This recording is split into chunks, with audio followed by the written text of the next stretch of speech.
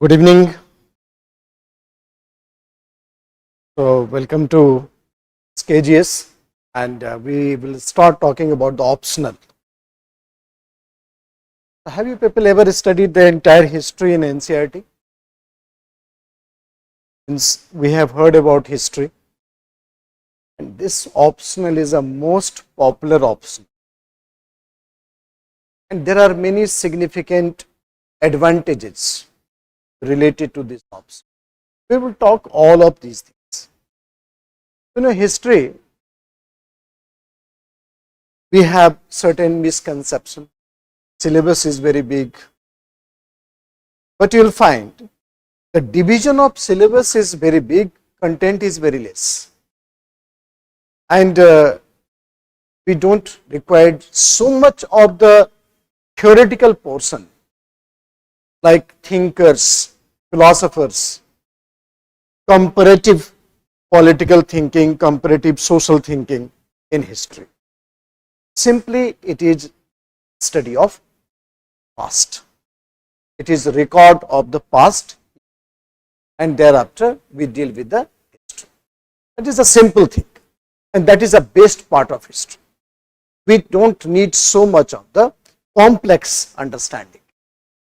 So, record says that history had so much contribution in our GS also, in essay paper also, and comparatively other things. So, what do you think? What is history? According to your understanding, what is history?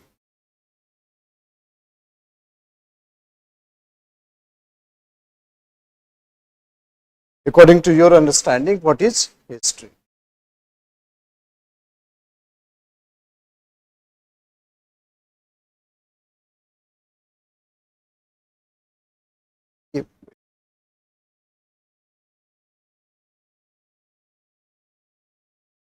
So, what is history? What do you think about it?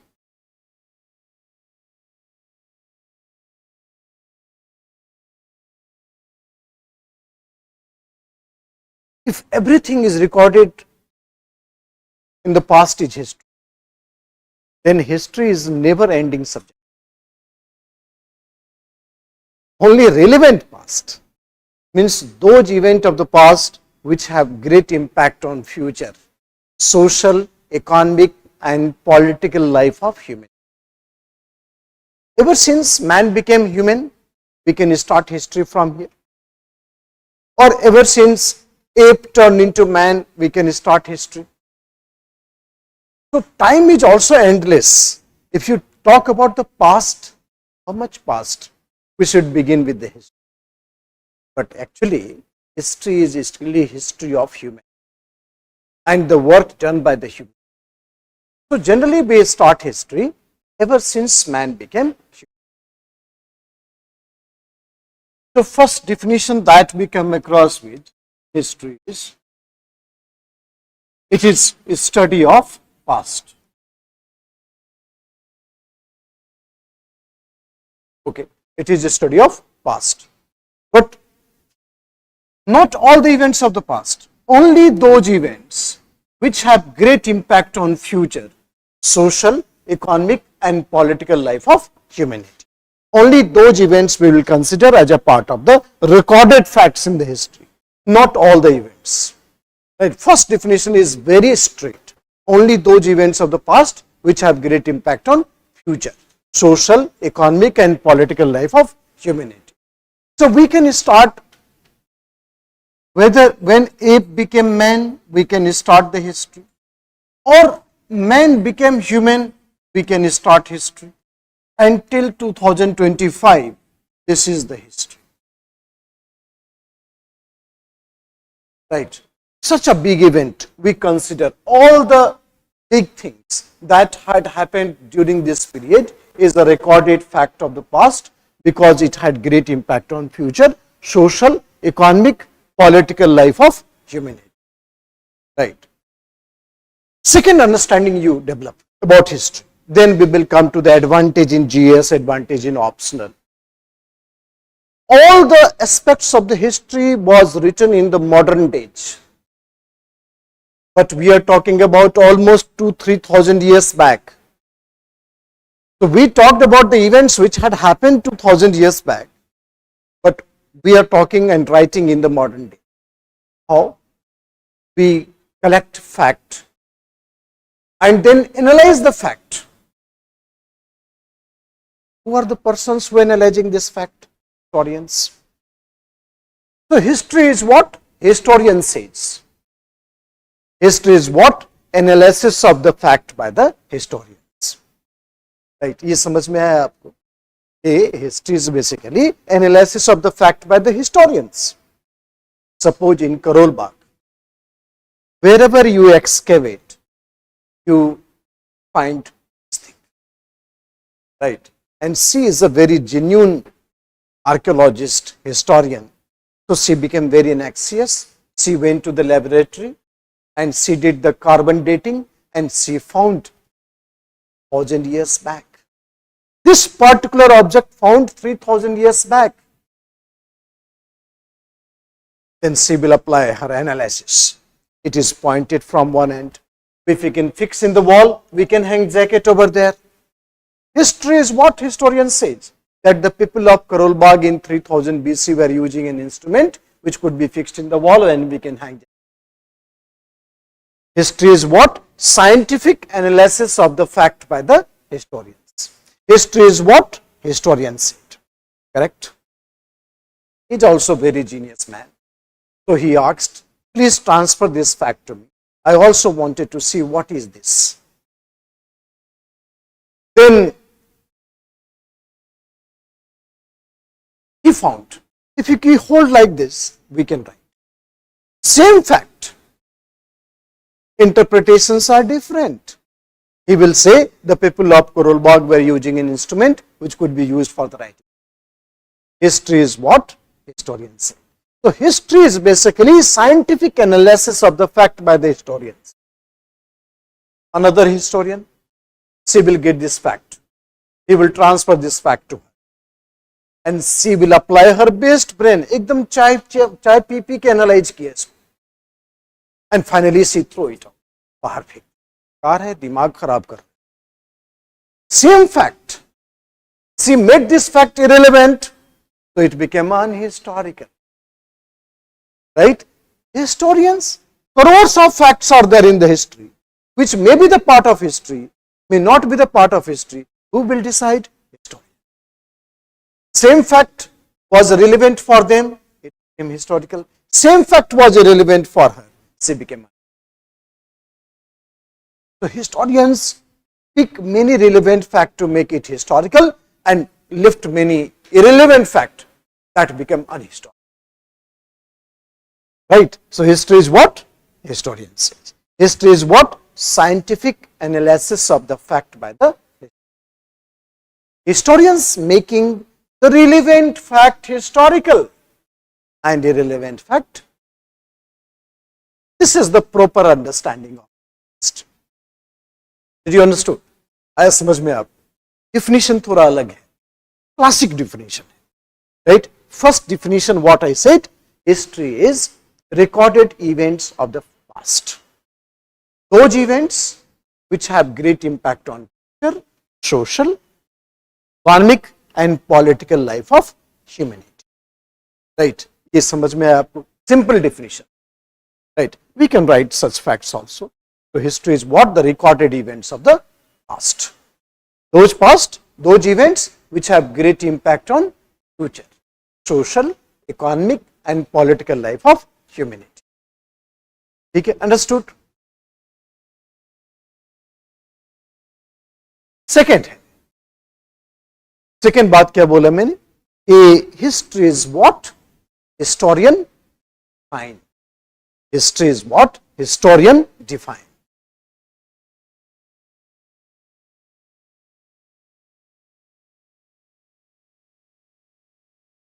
It is scientific analysis of the fact by the historian. Scientific analysis of the fact by the historians, making the relevant fact historical. Relevant fact historical and irrelevant fact, unhistorical. This is what actually the proper definition. Right? History is scientific analysis of the fact by the historians. Historians making the relevant fact historical and irrelevant fact unhistorical.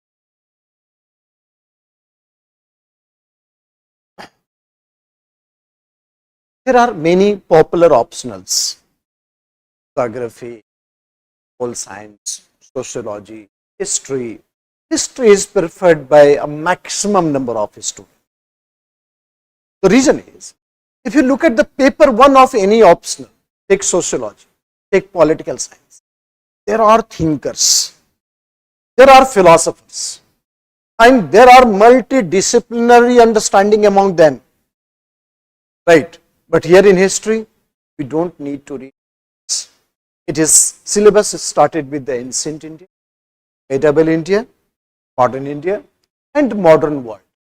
That's the syllabus, right? Compare the length of the syllabus, that hardly matters, and compare the complexities of syllabus, it is much bigger than the length. That is the one important.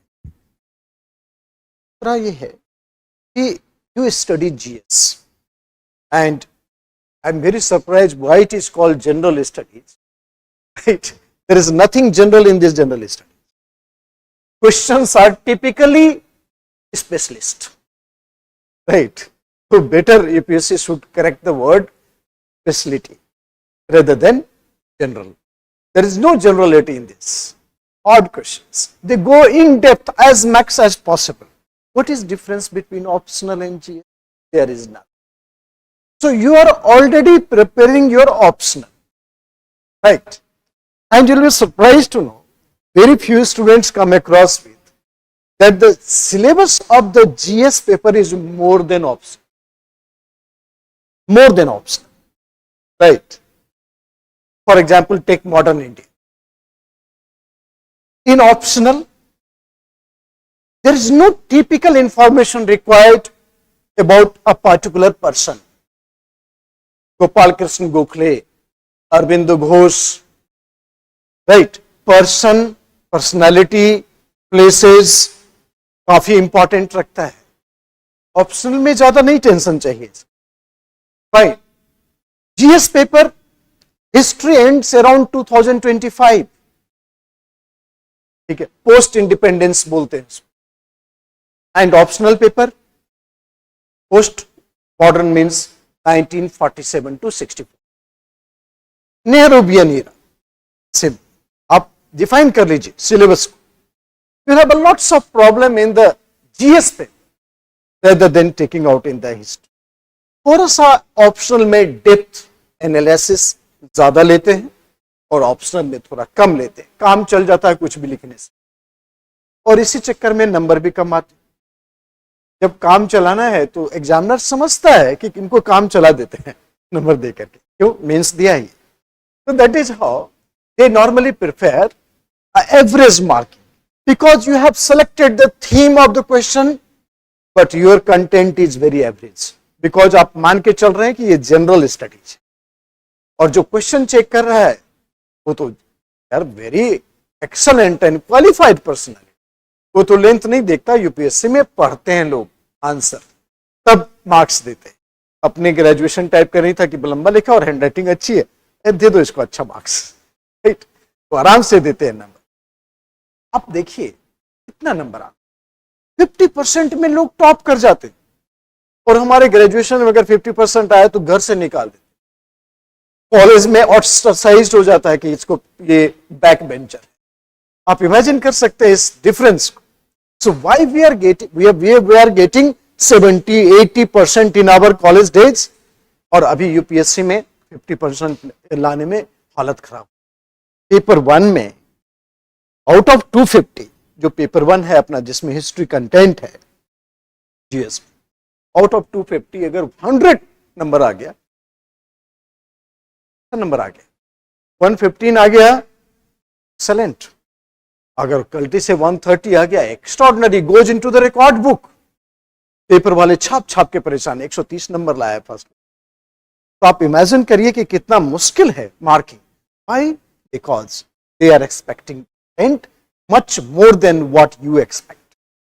Because it is not general, we need a specific study. तो optional में जो specific study required, same level of specific study we need in the GS also. So when you will go into in-depth analysis of the history in optional, it is advantage to your, उसमें फिर अच्छे marking आने के chances रहे. Because आप समझ रहे हैं कि जो आंसर इवेल्युएट कर रहा है आपका, they are not generalist, they are highly specialist.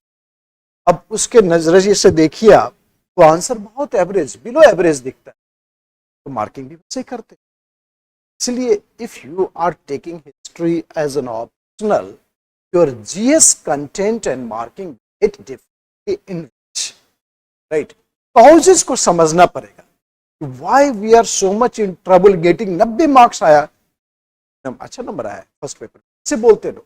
पर देखिए आप 90 मार्क्स कितना है, it's only it is slightly 1/3 से ज्यादा तो नहीं है. तो इस हिसाब से आप इमेजिन कर सकते कि मार्किंग क्या क्या सीरियसनेस है एग्जामिनेशन.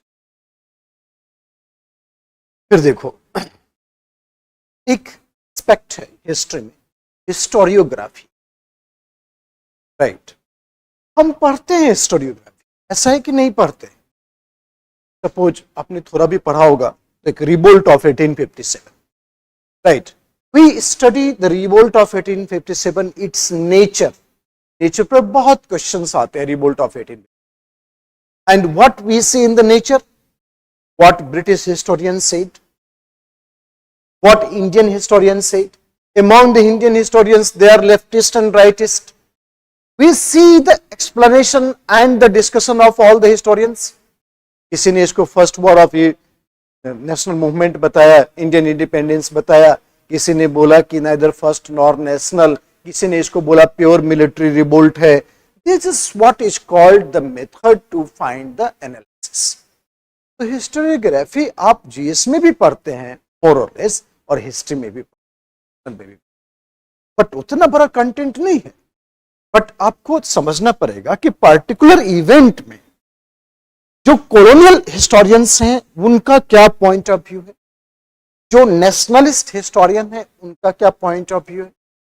और तीसरा इंपॉर्टेंट पॉइंट आता है सबल्टर्न्स, जो कि एक इंपॉर्टेंट है, जिसको पर्सपेक्टिव फ्रॉम बिलो बोलते हैं. ये थोड़ा सा आपके हर एक आंसर में रिफ्लेक्ट होना चाहिए. Any theory to become very strong theory, that must be supported by the 3 schools of history. British historian क्या बोलता है, इंडिया में नेशनलिस्ट का क्या पॉइंट ऑफ व्यू है, and third is the subaltern, जो बोलता है कि history is from below. From below मतलब peasant and labours had created this national movement. Gandhi pick the leadership. ठीक है, एक पर्सपेक्टिव है कि Gandhi had made this movement mass movement. दूसरा पर्सपेक्टिव है कि the mass movement had made Gandhi a mass leader, right. ये फर्क होता है. इस प्रकार के हिस्टोरियोग्राफी लोग इंपॉर्टेंस देते हैं हिस्ट्री में, और यहां से काफी ज्यादा वेरिएशन होता है मार्क्स में. तो देखो फर्स्ट पेपर जो है, in first paper optional, just I am breaking the myth that whatever you are doing in GS, you are actually preparing optional if you are genuinely preparing it, right. अगर आप मान के चलें कि general word बहुत ही important है, तो marking general आएगा.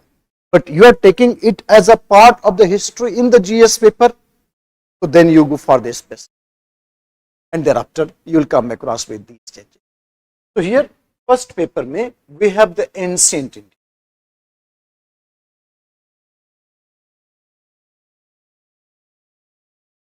and second paper second is medieval India.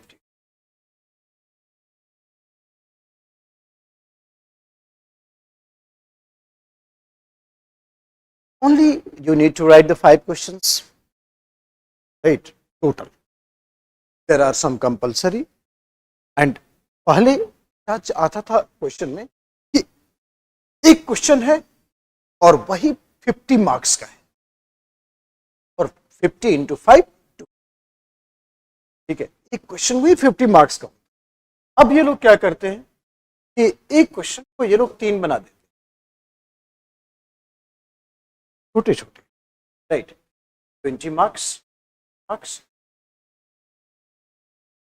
ठीक है। Now we don't need to go for very exhaustive level of the points.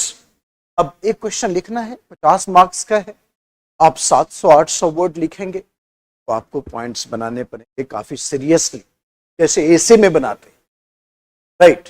But now अगर ये है तो हार्डली ये 300 वर्ड का, 100 वर्ड का हो, 100 वर्ड का हो, 150 वर्ड का हो, फाइन, देन यू कैन। तो इसका क्या एडवांटेज होता है 300 वर्ड वाली क्वेश्चन में, कि जो इंट्रोडक्शन और कंक्लूजन का पोर्शन है वो काफी कंसाइज हो जाता है, राइट। अगर 600-700 का लिखेंगे तो we have so much introduction and conclusion, काफी उसमें वेरिएशंस लाना पड़ेगा। बट 250 वर्ड्स में, 300 वर्ड्स में अगर आप 100 वर्ड का इंट्रोडक्शन ही लिख दिया, 100 वर्ड का कंक्लूजन लिख दिया, तो कंटेंट कहां लिखेंगे। इसलिए इसका एक एडवांटेज मिल जाता है कि just point the questions and what is impact of that entire discussion, ये सारी चीज, ठीक है। तो एक ट्रिक यहां पर सीखना है हमें, कोई फर्क नहीं है, there is no difference between optional analysis and the GS analysis, fine, but one only thing is that we need to add historiography in optional, that's it. इतनी बात कर, फिर देखो और सारे कीवर्ड्स हैं क्वेश्चन में, discuss, critically evaluate, examine, elaborate, elucidate, हर एक कीवर्ड का अपना एक मीनिंग है, right. And examiner do check whether you understand this keyword और नॉट, ठीक है। हर एक चीज में तो हम वही चीज लिखना शुरू कर देते हैं, डिस्कस और एग्जामिन में फर्क ही नहीं होता। ये आप समझ रहे हैं कि इसको सीखने की जरूरत है, and that actually help the, right? If you write with the content, with the keyword, examiner will get impressed. Finally, the point is कि आप अच्छे से प्रिपरेशन कर रहे हैं जीएस का, तो then you are preparing the optional itself. There is no difference at all. फिर देखो, why we call ancient, medieval, modern? What is the reason to divide history in segments? मान लो कि जब से आदमी बना, we started history when man became human, and man is a social animal, no doubt in this, because only man had the family life, only man, human, had the family life, only human had the cultural life. इसमें तो कोई doubt की बात नहीं है कि आदमी की उत्पत्ति बंदरों से हुई, डार्विन भी बोलता है और आदमी की हरकतें भी बताता है, ठीक है, इसमें तो हमें कोई डाउट नहीं। तो जब से डार्विन ने किताब लिखी ऑरिजिन ऑफ स्पेसीज 1856 में, तभी से ये डिबेट हुआ कि, उसके बाद कोई चैलेंज भी नहीं है इस theory, ape ancestor of human को अब तक कोई चैलेंज नहीं। This is unanimous fact established by Darwin कि आदमी की उत्पत्ति बंदरों से, दैट्स इट। इतने सारे scientist they fail to deviate the theory कि नहीं बकरे से हुई है या फिर और भी एनिमल्स है जिसका नाम लेना ठीक नहीं होगा, तो man evolve from the app. अब देखो क्या था, छोटी सी स्टोरी, ये डार्विन पर ही चलते हैं कि एप नकल वॉकर है, तो डार्विन ने बोला कि one branch of that knuckle walker move to the plain area and they stop brachiation, they started walking on 2 foots because in order to do hunting उसको बहुत दूर देखना पड़ता था, तो वो जंप करता रहा, ठीक, तो जंप करते करते they became bipedal. This is the biggest mystery in history, that when exactly knuckle walker became bipedal, अभी तक पता नहीं चला। This is the biggest gap in evolution, that when knuckle walker became bipedal, but ये बोल रहे हैं कि knuckle walker became bipedal.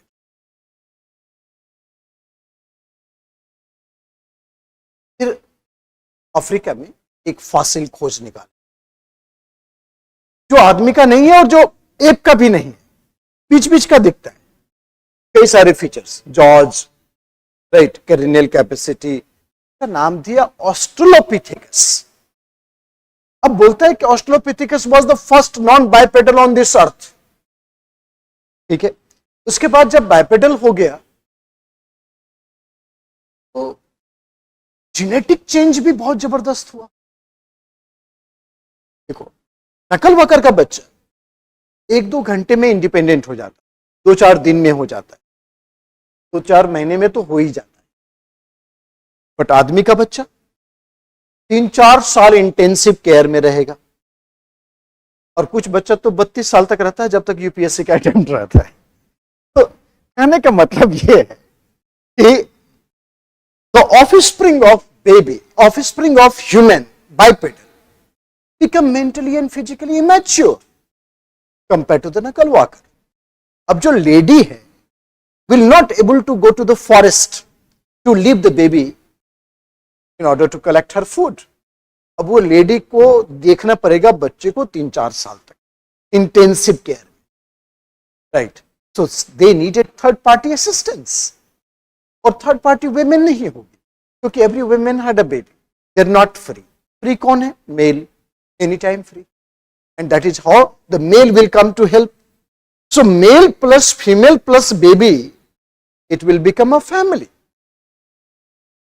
right? So family evolved because of biological evolution.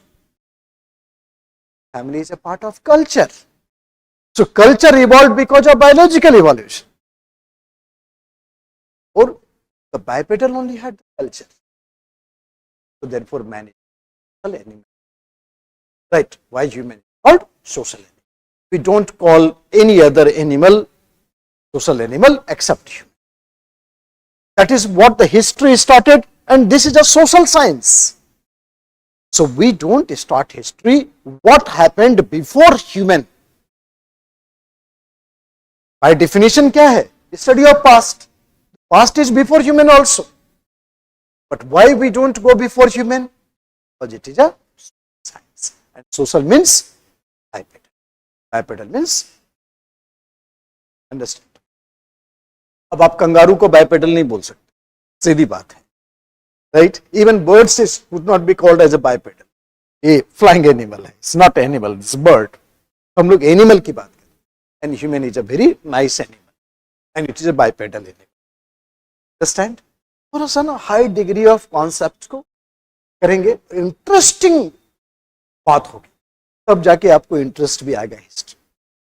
जब सोशल एनिमल हो गया तो society and culture will get complex with the rise of population, with the rise of human relations, requirement. Human intelligent हो जाएगा, और human intelligent हो जाएगा, क्या करेगा? ऐप बनाएगा, टेक्नोलॉजी इस्तेमाल करेगा। वो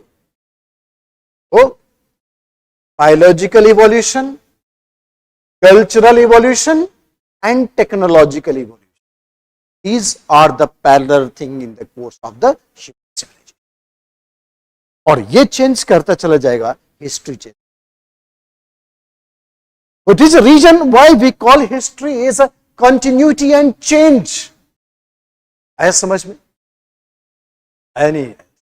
Why it is called continuity and change? Because it is evolutionary of biological, cultural and technology.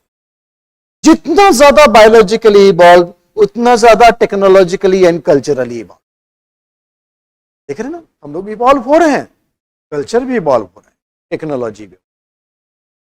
पूरी दुनिया का टेक्नोलॉजी काफी तेजी से इवॉल्व हो रहा है, हमारा तो स्लो ही इवॉल्व होता है, इसमें कुछ बोलना।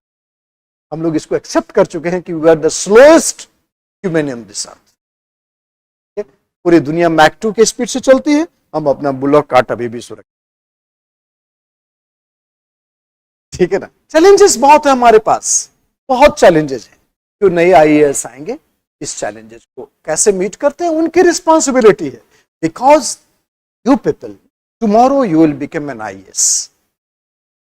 Tomorrow you will become a distinct citizen of this country. Remember, why there is so much different look towards an IAS? Because you are distinct. You are carrying lots of responsibility on your shoulder.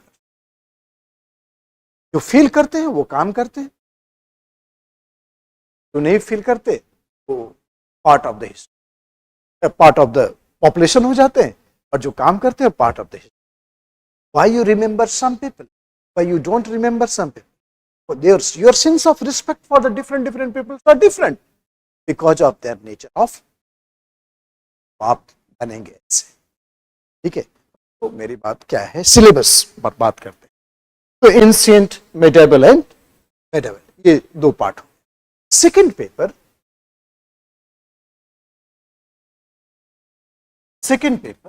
we have modern,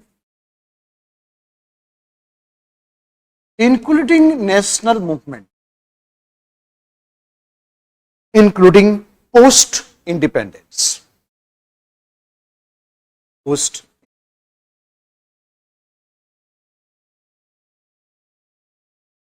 independence, और post independence का syllabus very precisely 1946.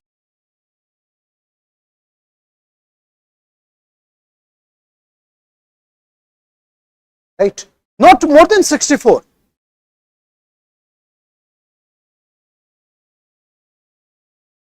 ठीक है, not more than 64. So post independence, modern India, and then modern world.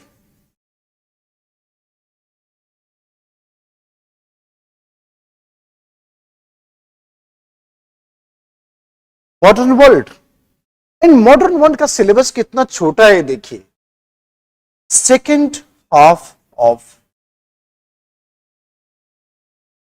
18th century to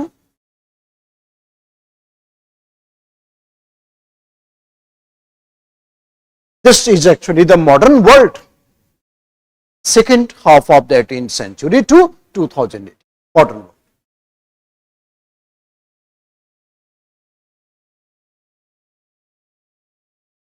History optional means only history.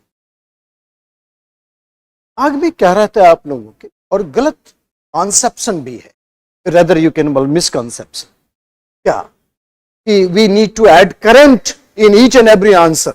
Examiner खुश हो जाएगा, बहुत updated बच्चा है. History is past, what has happened, right, and what is happening is not history. It will become history. Understand? So we don't need to add anything current, and there is a high degree of the perception that suppose आज राखी गरी में pottery मिला, you'll find this explanation is there in your history because it is not today.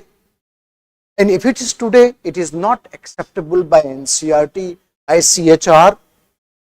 So it is yet to be approved.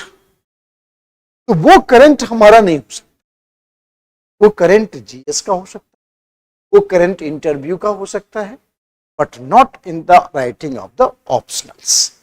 Right? There is a difference because examiner देख रहा है कि theoretically आप कितने sound हैं in presenting the answer. Did you understand this? फिर GS में हो सकता है, जीएस में ऐड कर सकते हैं अपना आप, बिकॉज जनरल स्टडीज है जिसको कि आप स्पेशलिटी नहीं दे रहे हैं, तो you can add little bit.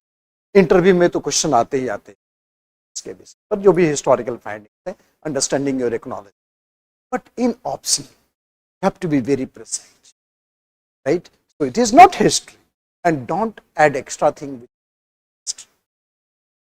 यहाँ पर बहुत सारी चीज आपको देखनी पड़ती है. आप देखेंगे कैसे मार्क्स आते हैं, एग्जामिनर देखता है ये टाइम तो खराब नहीं कर रहा आंसर बिना मतलब का खींच.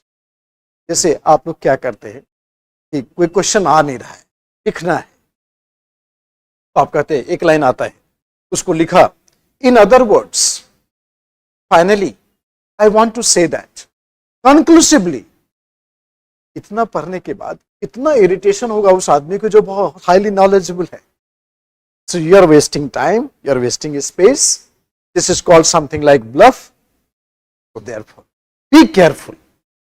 Don't drag the things. आप जब पास करेंगे ना प्रीलिम्स में, तो जो गजट मिलेगा आपको साफ लिखा हुआ, minimum words, use of minimum words, right. कम से कम शब्दों में आप समझाइए. तो आप उसी शब्दों को बार बार रिपीट कर रहे हैं, ज्यादा शब्द बना रहे हैं, इसलिए ये सब टेक्निक सीखना पड़ता है. फाइन. तो यहां देखो, modern world second half of 18th century till 2000. अब मैंने बताया आपको कि जीएस में even you have to study more than 64. आपको इंडो पाक वॉर पढ़ना है, आपको कारगिल वॉर पढ़ना है, आपको न्यूक्लियर ब्लास्ट पढ़ना है, आपको सर्जिकल स्ट्राइक पढ़ना पड़ जाएगा. All this is a part of the GS. What I said, इस सिलेबस जो है ना, कंटेंट बहुत बड़ा है जीएस का कंपेयर टू ऑप्शनल. उसके लेंथ बड़े हैं. जस्ट फिर देखो, मॉडर्न इंडिया की बात कर रहे हैं.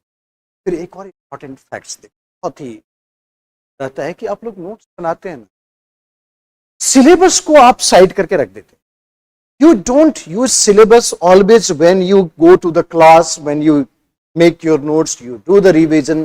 बिल्कुल आप नहीं करते. सिलेबस में जितने वर्ड्स मेंशन हैं, की वर्ड्स हैं, उन सबको आपको टैग करना. जैसे देखो, ट्राइबल रिवोल्ट है, एग्जाम्पल देते हैं. सिलेबस में लिखा हुआ है ट्राइबल रिवोल्ट में ओनली 3, कोल, संथाल एंड मुंडा. केवल 3 ट्राइबल रिवोल्ट सिलेबस में. ठीक है.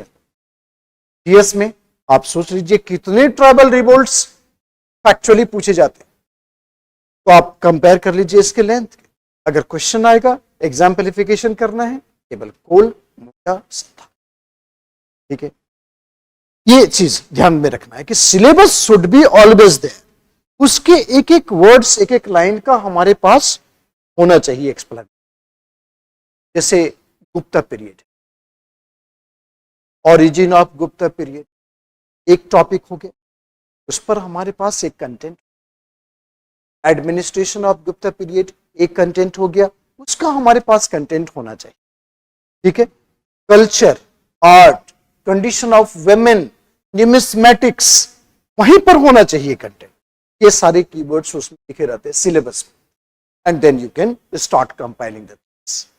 तो क्या होता है ना कि अगर आपने लिखा है अपने नोट्स में, तो यू हैव अ सोर्स, और उस सोर्स को पकड़ के आप आंसर अच्छे फ्रेम कर पाएंगे या उस कंटेंट को अच्छे से लिख पाएंगे. अगर आपने रैंडमली प्रिपेयर किया, देयर इज नो. तो ये सब कुछ इंपॉर्टेंट फैक्ट हैं जिसको दिमाग में रखना है to prepare for optional. Completely बहुत आसान है. अच्छा, एक और चीज समझो, फैक्ट्स को कितना इंपॉर्टेंस देंगे. फैक्ट्स को इंपॉर्टेंस देना पड़ेगा. हमारे टाइम तो हमारा अभी भी है, बट जो हमारे टाइम की बात होती है, तो जैसे पेपर 1 एंशिएंट इंडिया है, उसमें 20 प्लेसेस के नाम दिए होते थे. ठीक है. और उसके बारे में मैप में पॉइंट करना है और आपको 20 वर्ड्स में लिखना है. ऐसा होता था. तो बहुत आसान था. अब ये लोग क्या करता है, मैप खुद ही दे दे, पॉइंट भी कर देता है. ठीक है. पॉइंट कर देता है डॉट लगा के, और लिख देगा अ pre historic site, Indus site, copper plate inscription. अब उसमें आपको सारे डॉट्स में से पता करना है कि कौन सा जगह पर कॉपर प्लेट इंस्क्रिप्शन, उसका मिला था, ये इंपॉर्टेंट नहीं है, मगर copper plate inscription. How they made the things very tedious. अब आसान नहीं. इसलिए एंशिएंट और मेडिएवल में फैक्ट्स को रूल आउट नहीं हमें करना. मॉडर्न में हमें उतने फैक्ट्स की जरूरत नहीं है, बट एंशिएंट मेडिएवल में हमें फैक्ट्स की जरूरत. तो उसी समय जिसमें जैसे इंडस वैली सिविलाइजेशन पढ़ा हमने, तो जितने साइट्स आए, सेम डे अगर हम मैप पर 2 दिन के अंदर मैप पर उसको रिकॉर्ड कर लें। नॉलेज तो है ही हर एक साइट के बारे में, तो ये जो प्रैक्टिस है ये काम कर सकते। बाकी there are tricks to solve the map paper. इन सब चीजों पर हमें ध्यान रखनी। ये थोड़ा अलग है प्रिपरेशन, बट कंपैरेटिवली मोर और लेस जीएस के साथ क्लब्ड है। अब देखो, एक सेगमेंट आता है आर्ट एंड कल्चर। एंशिएंट में भी आर्ट एंड कल्चर, मेडिएवल में भी आर्ट एंड कल्चर, ये ऑप्शनल में भी है, जीएस में भी। What make the art and culture of the modern paper different?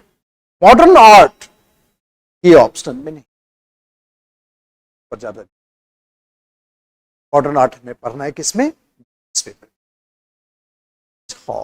The circumstances to choose the GS paper, it seems more comprehensive and holistic than the optional.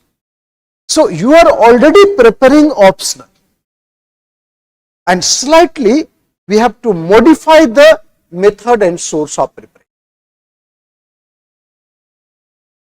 दिमाग से बहुत सारी बातें निकाल दीजिए। भारी है, पूरी जिंदगी भारी ही लगता चला। अब देखो, हिस्ट्री में एक और ट्रिक है ऑप्शनल में।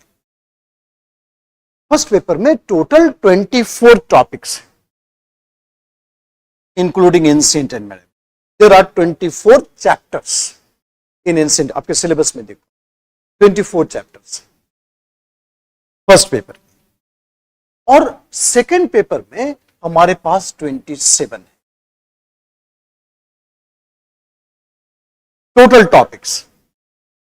मैंने आपको कहा कि गो बाय द सिलेबस, एक एक चीज हमें सिलेबस के साथ करना है। जैसे बच्चा में करते हैं ना, कि ऐसा लिखा है, ये क्यों लिखा है, उसके बारे में कंटेंट एक पेज का होना चाहिए, राइट? वर्ड सोसाइटी यूज किया, burn system, condition of women, worship method, rituals, social complications, ये सारी चीजें होने चाहिए एक जगह पर। तब जाकर के आप उसको नोट्स कहेंगे प्रॉपर सेंस में कि हमने ऑप्शनल का नोट्स। आसान प्रिपरेशन तो आप कर नहीं रहे हैं। जब इतने बड़े पोस्ट के लिए आप एस्पायर कर रहे हैं तो डिफिकल्टीज लेवल भी उतना ही होगा। तो आप ये इमेजिन कर सकते हैं कि because you are trying to become a distinct citizen. India the most complex country, multiracial, multicultural, multilingual, multi-religious, so many multis in this multi. Polyglot society है, melting pot of cultures है। और जब melting pot of cultures होता है, law making problems, law enforcing problems उतने ही difficult होते हैं। ठीक है ना? आप लॉ बनाते हैं।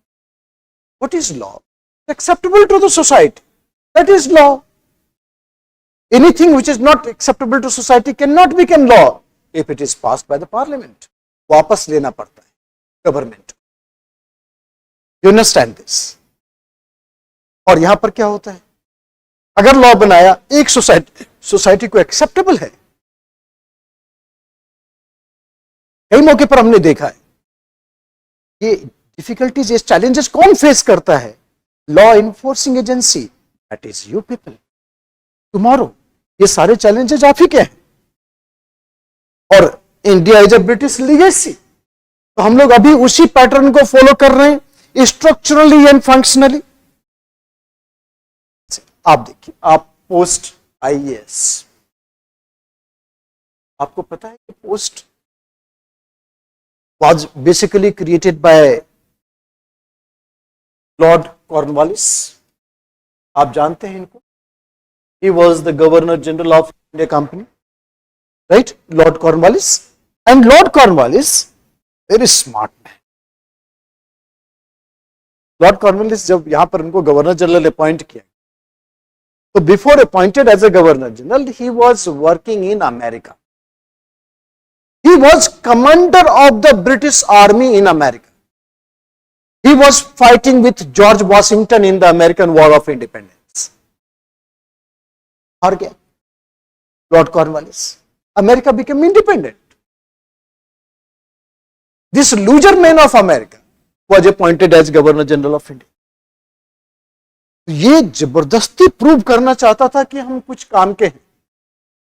User man, America lost because of the defeat of Lord Cornwallis. आते ही इसने शानदार तरीके से एडमिनिस्ट्रेटिव प्रोफाइल चेंज किया। He created the post of district collector and district judge. He separated revenue department with the judicial department. DC and DJ was created by Lord Cornwallis. और बच्चे उस समय इस DC और DJ का जो salary होता था 1500 रुपीज पर मंथ, 1300 रुपए पर मंथ। आप इमेजिन करिए कितना हाईली पेड ऑफिसर होगा वो। कॉर्नवालिस बोलता था कि अगर किसी आदमी को करप्ट होने से बचाना है, you just pay them very high salary. गलत था कॉर्नवालिस, राइट? यहां तो हाई सैलरी हाई करप्शन है, बट ये बोलता था कि अगर ज्यादा सैलरी देंगे तो वो करप्ट नहीं, इसलिए इन लोगों को हाई सैलरी दी जाती, DC and DJ, plus commission भी 1% commission for the total revenue collection to the DC, district collector. Total revenue collection का 1% as a commission. Highly paid office. But all were British. Cornwallis बोलता था कि Indians they don't fit for the higher services. They are mentally, they are basically corrupt, not sustaining to the high post. इसलिए collector, DM, collector, SP, DJ ये सब होगा British, और clerk, peon, driver ये सब होगा इंडियन। ये fit करके रखा। शुरुआत में no proper method who will be appointed as DC and DJ. ये बात मैं कर रहा हूं 1793 की। Who will be appointed as DC and DJ? No proper method. Influential shareholder of East India Company, they appoint their son and daughter directly in India. Influential shareholder of East India Company. अगर उसको UP के language में बोले तो बोलते हैं चाचा विधायक, ठीक है? अपॉइंटमेंट 1853 जब lord Dalhousie was the governor general of India, he created the examination system. यहीं से आपके लाइफ का प्रॉब्लम स्टार्ट 1853 से। Now you have to appear in examination. और जब एग्जामिनेशन सिस्टम स्टार्ट हुआ लंदन में, Indians were permitted to go to London to appear in examination. Coaching भी उसी दिन London. Indian students, Indian parents, they send their son and daughter to London to do coaching and then to appear in examination.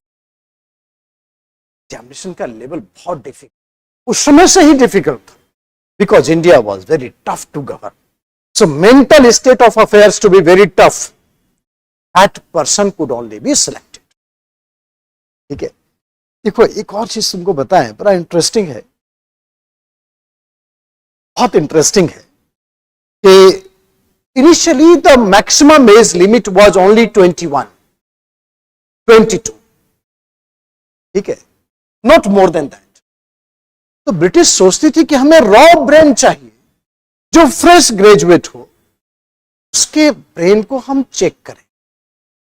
ठीक है, coaching करने से brain manipulated हो जाता, ठीक है।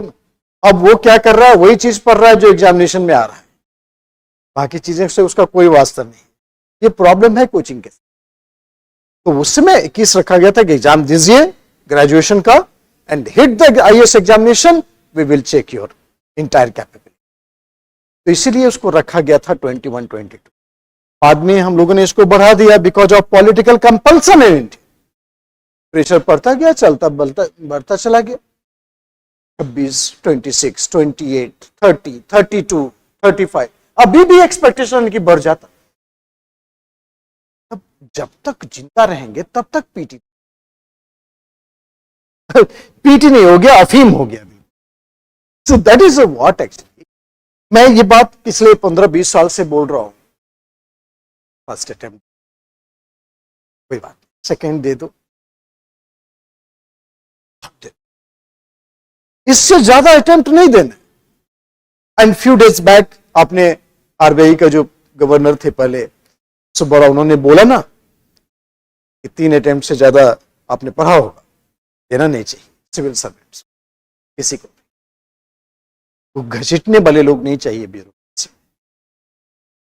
अंडरस्टैंड, हमें फ्रेश ब्रेन चाहिए, एनर्जेटिक ब्रेन चाहिए, इसलिए मैक्सिमम 3 आप सर्च करना अगर अभी तक नहीं पढ़े।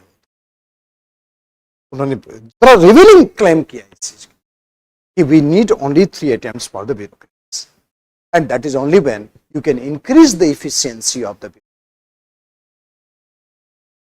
तो हमें फर्स्ट अटेम्प्ट में हिट करने का कैलिबर डेवलप कर, because we are entering into the services for the nation building process. Our intention is very different. हमारे कोई सोशल स्टेटस का हंग्रीनेस नहीं है, जैसा मैं आपको महसूस कर पा रहा हूं, because you are looking very dry honest in your approach. Why you want to become an IAS? Because we wanted to put in the nation building, the best place where we can exercise our potential, talent and energy in the nation making। इसलिए तो कर रहे ना, और तो कोई मतलब नहीं। चलिए बात की बात है, मगर बर्दाश्त भी नहीं हो पाया और छिपा भी नहीं पा रहे।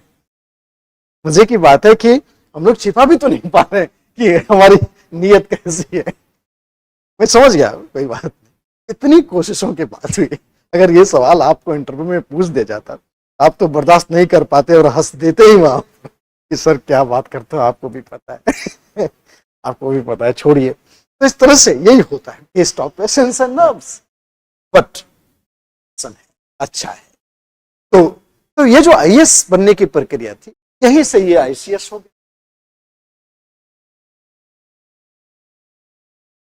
उसके बाद आप देखिए, शुरुआत में मैं बताऊं आपको, इस साल तक hardly you find any Indian in the list of success. Hardly, केवल 4 लोग पास किए, 4 लोग, सत्येंद्र नाथ टैगोर, सुरेंद्र नाथ बनर्जी, आरसी दत्त और लाल बिहारी गो। 4 आईसीएस थे और चारों के चारों बंगाली थे, ऑल वेर बंगाली।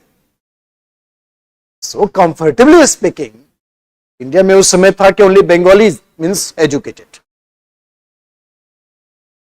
तो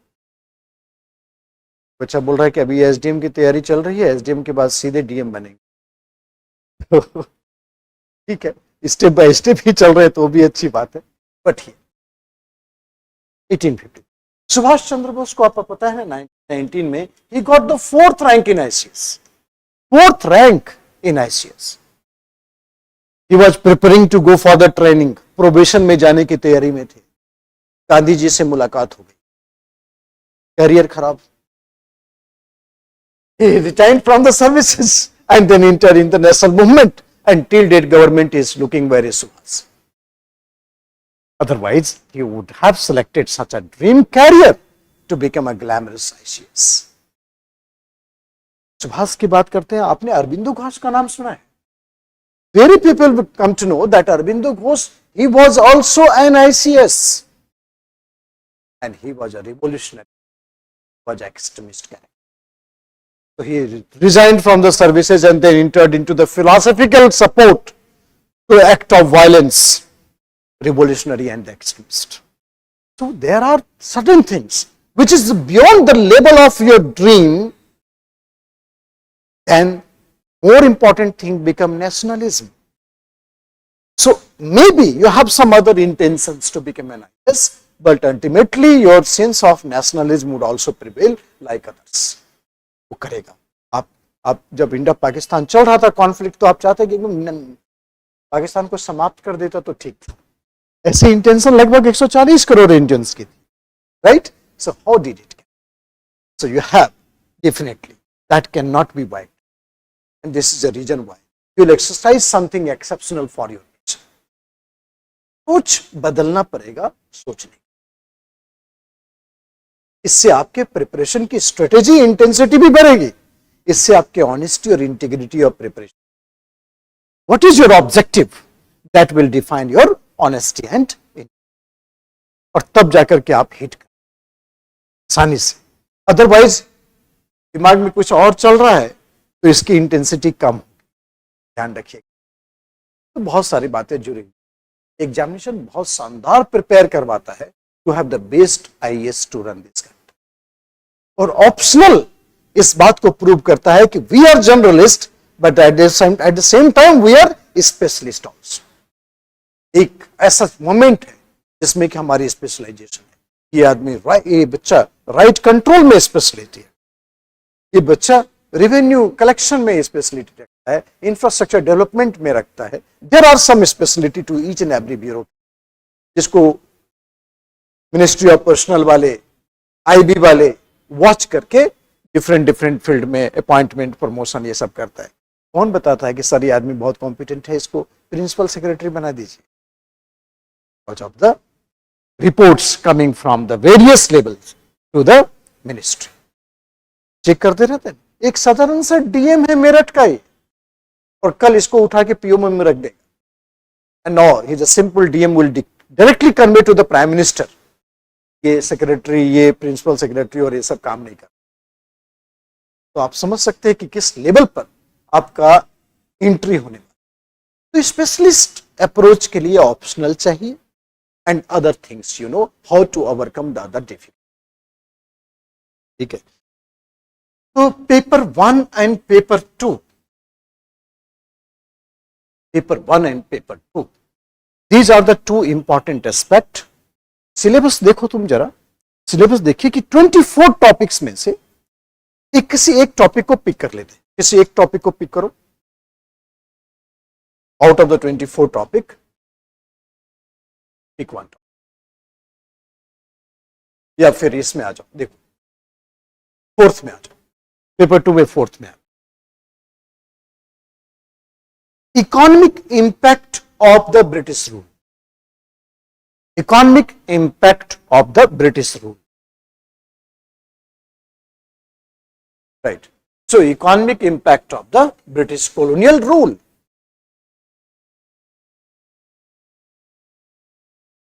टॉपिक देखो कितना आसान से मेंशन किया हुआ है इसमें, सिलेबस हिडन नहीं है। और ऑप्शनल की यही ब्यूटी है कि what is written in your syllabus, there will not be question outside that. GS में भले टेंशन होता है बट आपको नहीं, understand? So land revenue settlement in British India, आपको पता है कि British came to India with the objective of becoming a very good trading partner, but it is circumstances in India persuaded Britain to aspire for political power. Remember the sentence. आप sentence catch कर पाए? मैंने बोला कि British primarily their objective was trade and commerce, but it is circumstances in India persuaded Britain to aspire for political power. समझ पाए आप? गांधी जी, इस सेंटेंस को दिमाग में रखना, मैं कुछ बात कर रहा हूं आपसे। Gandhi ji South Africa, there was problem of Indians, lots of problems were there with the Indians living in large number in South Africa. तो उनको लगता था कि India is a British subject, so the problems of the Indians must be looked by the British government. British government को आकर के Indians के problem को सुनना चाहिए। So he adopted the method presenting petition, prayer to the British government, to the Indian government, ये करते थे। तो साउथ अफ्रीका से वो चले गए लंदन, और वहां जाकर के उन्होंने सोचा कि हम इंडियंस के प्रॉब्लम जो फेस कर रहे हैं साउथ अफ्रीका में, उसको ब्रिटिश गवर्नमेंट को अपडेट करेंगे, पॉलिटिशियंस को, जर्नलिस्ट को, ब्यूरोक्रेट को। So after reaching London he wrote letter to Leo Tolstoy. तो लियो टॉल्स्टॉय जिंदा थे उस वक्त, और उनको लिखा कि सर हम ऐसा ऐसा काम कर रहे हैं इंडियंस के लिए साउथ अफ्रीका में। तो लियो टॉल्स्टॉय ने रिप्लाई किया, गुड लक। गांधी जी एक न्यूज़पेपर चलाते थे, Indian opinion, South Africa. And जब वो वापस आ रहे थे लंदन से साउथ अफ्रीका, तो then he decided to write editorials for his newspaper Indian opinion. Long journey की सोचा कि जहाज पर सारे एडिटोरियल्स लिख डाल। तो इंडियन ओपिनियन का जो एडिटोरियल था उसको रिकंपाइल किया गया in the form of a book. इसी को बोलते हैं Hind Swaraj, right. So Gandhi wrote Hind Swaraj there in South Africa, but it was nothing but a compilation of the editor of his newspaper, Indian Opinion, सारे एडिटोरियल कंपाइल। और उस editorial में गांधी क्या लिखता है, उस हिंद स्वराज में गांधी क्या लिखते हैं? Indians were very much attracted to the industrial civilization of the West. को लगता था कि वेस्ट में जो इंडस्ट्रियलाइजेशन है, जो मॉडर्नाइजेशन है, वो इंडिया में भी होता तो बहुत है। Indian intellectuals wanted to go for the English education badly so that our social evils will be abolished. We will have a scientific understanding, right? तो हमने ब्रिटिश को invite, Indians were very much attracted to the industrial civilization of the West. Therefore, we readily invited or tolerated British. Therefore, British had taken the advantage political. हमने जो उसके बर्दाश्त किया उसका उसने, and thereafter they became the political. And still we did not oppose Britishers because अभी भी expectation था, by coming in contact with the Western civilization, our many fundamental things like social evils, like economic backwardness, like our scientific sluggishness, all will be abolished. अब मैं क्या बोल रहा हूं आपको कि British did not came to India with the objective of becoming political. It is circumstances in India persuaded Britain to aspire for political power. और दूसरी तरफ गांधी का क्या स्टेटमेंट है? उसको फैसिलिटेट किया। So these type of correlations will provide lots of understanding in writing answers in. इस तरह के अप्लाइड क्वेश्चंस आते हैं, यही फर्क है। But simple things that make the things different, it is the conceptual clarity. आसान, बहुत इंटरेस्टिंग सब्जेक्ट है, बहुत इंटरेस्टिंग है, provided we need to give some focus, more attention. आप इंटरेस्ट लेंगे तो इंटरेस्ट बढ़ेगा। जब आप मान के चल रहे हैं कि ये मेडिसिन है, कि मैं खाना ही खाना है so that to live a life, आप नहीं कर पाएंगे सब्जेक्ट, ये फर्क है। But once you started taking it as an interest, आया समझ में ये चीज। जरा गांधी की बात करते हैं, और देखो काफी ट्रिक्स है, ग्राफ भी बड़े अच्छे बनते हैं हिस्ट्री में, मैथमेटिकली भी सब्जेक्ट को कंप्लीट कर सकते हैं। मैंने आपको बताया कि ज्यादा करंट फालतू दिमाग में नहीं रखना है कि करंट डालना है आंसर में तब एग्जामिनर इंप्रेस हो जाएगा, ऐसा कुछ भी नहीं है। एग्जामिनर समझ लेगा ये फालतू बात लिखने का आदी है बच्चा। ऑप्शनल आप यस में लिखिए, ऐसे में लिखिए, but not in the option. ये एकदम क्लियर फैक्ट है। इस टोटल जो 52 अपने पास 51 चैप्टर्स हैं दोनों पेपर मिला करके, अगर हम चाहें इस साल एग्जाम दे रहे हैं, अभी तो पूरा पढ़ेंगे, पूरा सिलेबस पढ़ेंगे वंस, और जिस साल एग्जाम दे रहे हैं इसको कन्वर्ट कर देंगे 26-27 एग्जामिनेशन के ईयर, प्रीलिम्स देने के बाद। ठीक है, तो वो जो टाइम होता है प्रीलिम्स और मेंस में, हिस्ट्री में आप बढ़िया से चैप्टर्स को सेगमेंट कर सकते हैं, topic of the year, right, and thereafter your revision will be better. ये चीज केवल आप हिस्ट्री में ही कर पाएंगे, इसलिए नॉट 51 चैप्टर्स इंटेलिजेंटली, वो तो बताया जाएगा टाइम पर, बट 26-27 चैप्टर को कन्वर्ट कर, व्हाट नॉट टू स्टडी ये सेलेक्ट करना है, बाकी चीजें स्टडी कर। ठीक है, तो ये एग्जाम्स है। जरा देखो, मैं आपको एक ग्राफ बना के दिखाता हूं, कैसे आप बोलते हैं कि कौन सा ग्राफ और कैसा ग्राफ हिस्ट्री में सूटेबल। तो मैं ये मान के चल रहा हूं कि कुछ ना कुछ तो पढ़े ही हैं, नहीं भी पढ़े हैं कोई फर्क नहीं पड़ता, क्योंकि हिस्ट्री ऑप्शनल वही लेता है जो हिस्ट्री नहीं। ब्यूरोक्रेट्स, टेक्नोक्रेट्स, ये सब अपने, सॉरी टेक्नोक्रेट्स, मेडिकोज, ये सब अपने लोग जो हैं ये लोग हिस्ट्री में काफी पसंद करते हैं, जैसे भी पसंद करें, एक बार इंटरेस्ट आने की जरूरत होती है। तो जरा देखो ग्राफ कैसे बनाते हैं, मैं आपको एक एग्जांपल देता हूं।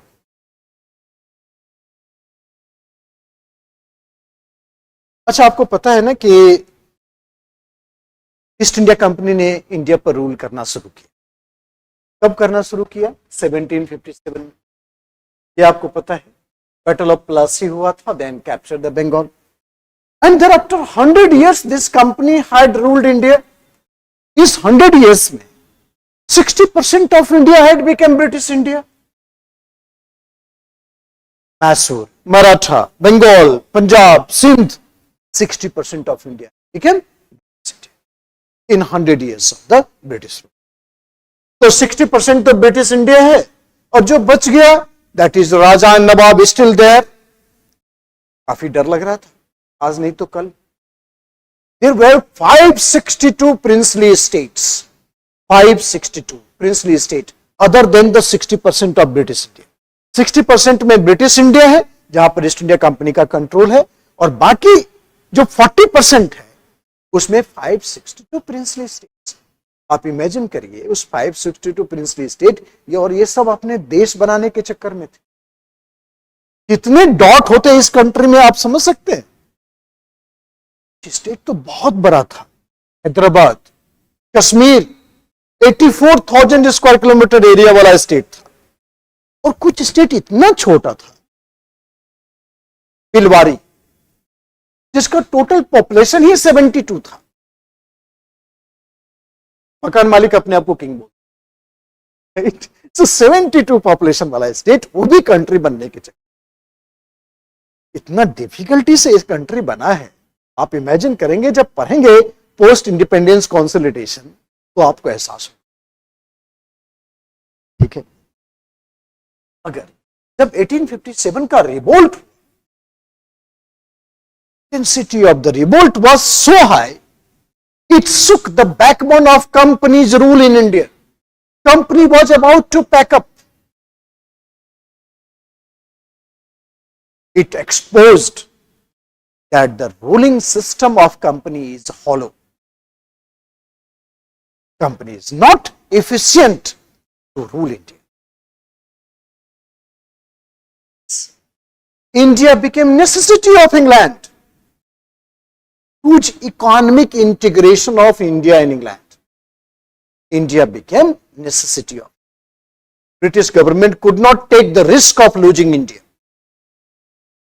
Therefore, the rule of East India Company was abolished and British Parliament had taken the direct.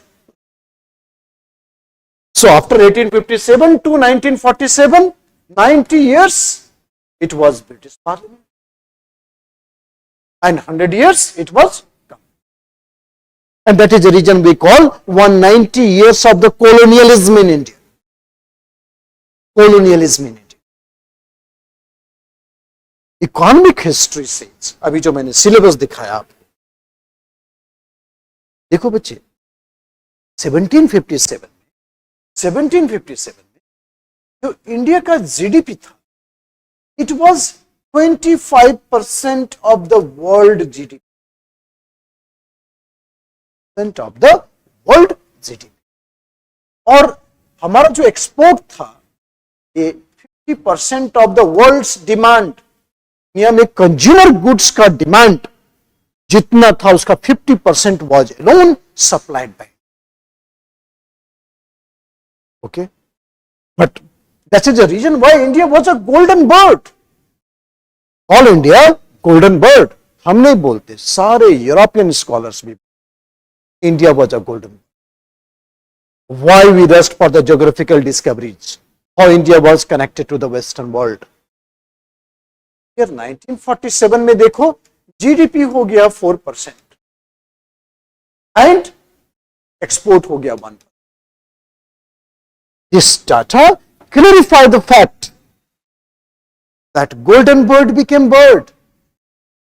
Why it became bird? Because of colonialism. Because of colonialism. Beauty of London was mainly because bones and bloods of the cotton weavers of Deccan and the peasant of Gangetic. Beauty of London was mainly because bones and bloods of the cotton weavers of Deccan and peasants of Gangetic. That is what we say that Golden Bird had become. And poverty of India was turning into the prosperity of England. अभी recently अच्छा हिंदी बोले, S Jaishankar ने भी बोला ना कि 45 trillion economy, आपने सुना, पढ़ा लिखा आदमी, IFS must have taken responsible words always. What he said, 45 trillion economy was transferred from India to England during the colonial period. 5 trillion का मतलब आप समझ रहे हैं? अभी तो हम लोग 4 ट्रिलियन हुए नहीं है, उन्हें वाले ढोल पर ढोल पीटे जा रहे हैं पूरी दुनिया में. समझते क्या हो मुझे? ठीक है, G7 में नहीं बुलाओगे. So that is what, right? We are the economy and without we, you are nothing. बात हो रही, और बात समझिए 45 ट्रिलियन.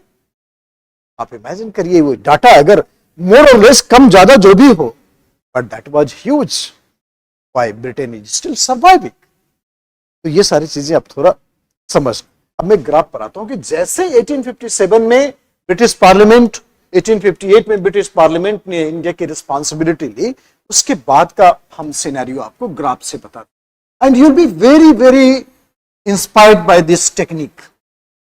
देखो बच्चे, 1858 British parliament had taken the control of India. तो ब्रिटिश पार्लियामेंट का काम क्या था?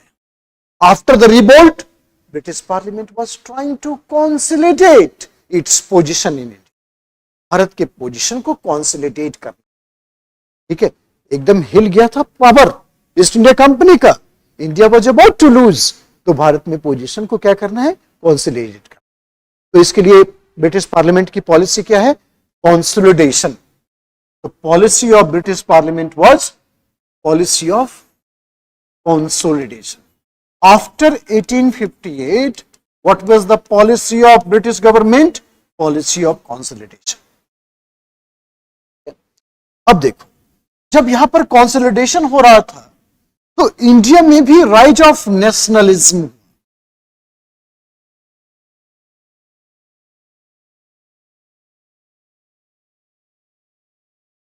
जितना ज्यादा कंट्रोल करेंगे इंडियंस को, उतना रिएक्शन होगा. ठीक है, मतलब इसमें कोई शक की बात नहीं है. अच्छा, एक सेंटेंस में बोलता हूं थोड़ा आराम से, पहले पहले पूरा आराम से हो जाइए. आप लोग सुनिए मेरी बात. एक सेंटेंस बोलते हैं और एक्सप्लेन हो जाएगा. कि tools and mechanism used by British to exercise control on India, similar tools and mechanism used by Indians to overthrow British rule from India. Bharat में जिस उपकरणों की सहायता से ब्रिटेन ने यहां पर कॉलोनियलिज्म स्ट्रेंथन किया, उसी का इस्तेमाल करके भारतीयों ने नेशनल मूवमेंट से पूरे भारत में एक समान लॉ बनाया. ब्रिटिश ने, ब्रिटिश इंडिया जिसको बोलते थे, और लॉ का मतलब था मीन्स ऑफ कंट्रोल. ये इंडियंस के लिए वेलफेयर तो नहीं था. मतलब तमिलियंस जिस लॉ से परेशान है, उसी लॉ से बंगाली भी परेशान है, पंजाबी भी परेशान है. और जब कॉमन सफरेंस है तो कॉमनलिटी ऑफ इंटरेस्ट हो जाता, एक सेंस ऑफ बिलोंगिंगनेस क्रिएट हो जाता अगेंस्ट द कॉमन ऑपरेशन. इसको हम लोग क्या बोलते हैं? तो ब्रिटिश ने जो कंट्रोल करने का मेथड अपनाया, उसी से राइज ऑफ नेशनलिज्म. तो जो पॉलिसी ऑफ कंसोलिडेशन था, that led to the rise of nationalism. Clear है ना? 1858 की बात कर रहे हैं. अब देखो क्या है कि 1885 there was establishment of Indian National Congress. Congress established. And this nationalism, it got a political platform. ठीक है, scattered nationalism है, Bengali, Punjabi, Marathi, Telugu, Tamil, economic nationalism, cultural nationalism, against the British, उस सबको यूनाइट करने का काम कौन किया? कांग्रेस। कांग्रेस ने उसको प्लेटफॉर्म जैसे दिया, और आपको पता है जब कलेक्टिव कॉन्शियसनेस डेवलप होता है ना, तो वो ये जो नेशनलिज्म है वो ट्रांसफॉर्म हो गया Indian national movement, right? So after establishment of Congress, nationalism transform into national. आया समझ में ये बात? जब इंडियन नेशनल मूवमेंट स्टार्ट हुआ तो ब्रिटिश ने भी अपना गियर शिफ्ट किया और बोला डिवाइड एंड रूल। तो कंसोलिडेशन के बाद जो नेक्स्ट पॉलिसी लाएगा ब्रिटिश, वो क्या लाएगा? Divide and. आया समझ में बात? ये with respect to the rise of Indian national movement, the British will go for the policy of divide and. Action है तो रिएक्शन है, चाहे ब्रिटिश के साइड से रिएक्शन हो चाहे इंडियन के साइड से reaction, it's very obvious thing. अब देखो, India's wonder boy Mohandas Karamchand Gandhi, इनकी एंट्री हुई। गांधी जी जब भारत आए थे, उनकी एज जो थी ना वो 46 ईयर्स की थी। 46 ईयर्स में आए थे इंडिया, और उनको बोला जाता था यूथ आइकन। खैर अपने यहां से तो 50s 60s में भी लोग यूथ ही होते हैं, नेता अगर है तो ठीक है, उन्हें यूथ आइकन ही बोला जाता। तो गांधी जी भी यूथ आइकन थे। स्टार्टअप करने का एज होता है 20s, आजकल बोलते हैं ना, एक any startup you have to be 20s, not more than that. Gandhi ji को 40s, और क्या पॉलिटिकल स्टार्टअप लिया। वेरी सून ही became undisputed mass leader of the peasant and the labour. और ये जो 35-40 करोड़ इंडियंस थे, गांधी सोचता था और रिस्पॉन्ड कर देता था 40 करोड़ इंडियन। इतना बड़ा वायरलेस कनेक्टिविटी और धरती पर नहीं होगा जो गांधी का था। Such excellent in social engineering, बिना डिग्री के बीटेक था in mass communication. And then what he did, he transform this Indian national movement. Magnetic character है Gandhi's technique of mass mobilisation. और इस आदमी ने क्या किया, इस इंडियन नेशनल मूवमेंट को मास मूवमेंट में कन्वर्ट कर।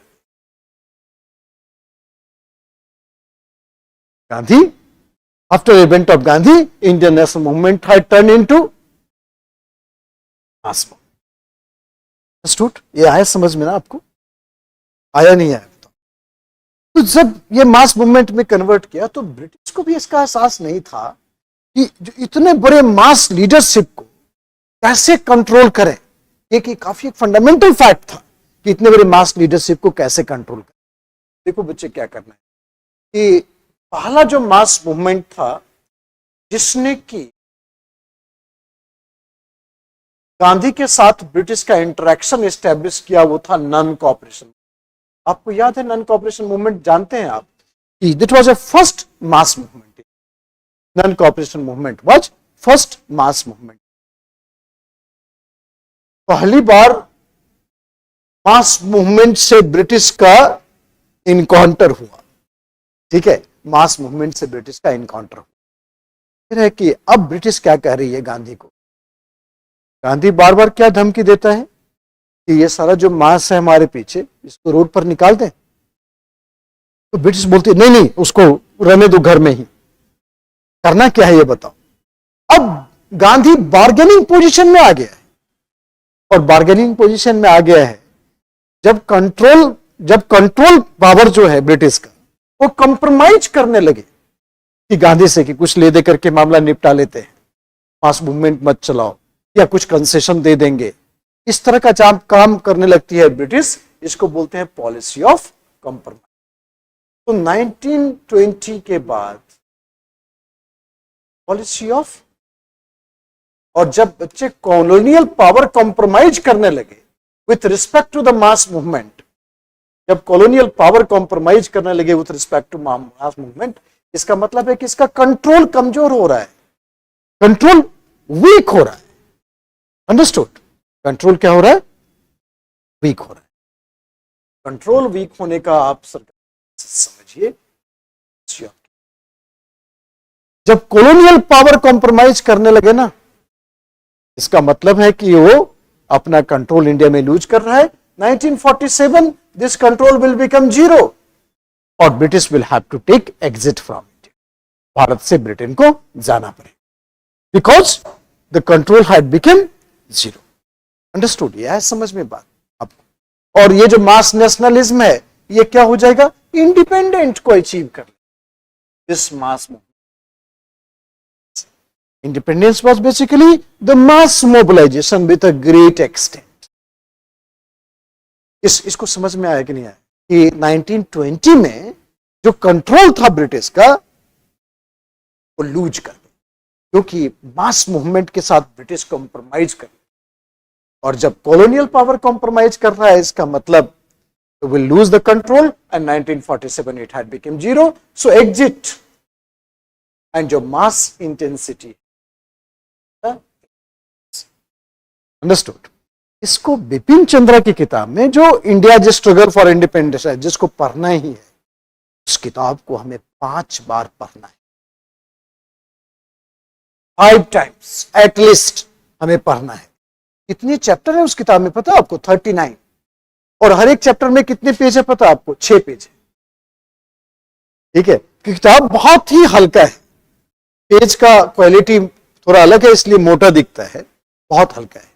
और 39 चैप्टर्स को आप 5 बार पढ़ जाइए, not once, not twice, thrice, 4 times. 5 इसलिए बोल रहे हैं कि कम से कम 3 पढ़ेंगे, ठीक है ना, थोड़ा बढ़ा के बोलना पड़ता है। ये गांधीयन टेक्निक का असर है। ये इतना ज्यादा हाइपर कर दीजिए कि ब्रिटिश बोलेगा थोड़ा कर देते हैं। So that is what is called at least thrice and then you see the result. एक एक स्टेटमेंट आपको सफिक्स करेगा to have a better marks. इसको बिपिन चंद्र किताब में क्या लिखता है पता? War of position. सुनो बच्चे, ये मैं नहीं बोल रहा हूं position of war, this is called war of position. इस वॉर ऑफ पोजीशन, पोजीशन के लिए वॉर चल रहा है। किसके किसके बीच में? Nationalism versus control mechanism. Nationalism versus control mechanism, दोनों के बीच में एक कॉन्फ्लिक्ट का स्टेज है। और कब वॉर ऑफ पोजीशन इंडियंस के फेवर में आ गया? 1920 के बाद war of position came in favour of India and thereafter. तो आप समझते हैं ना कि गांधी ने क्या किया?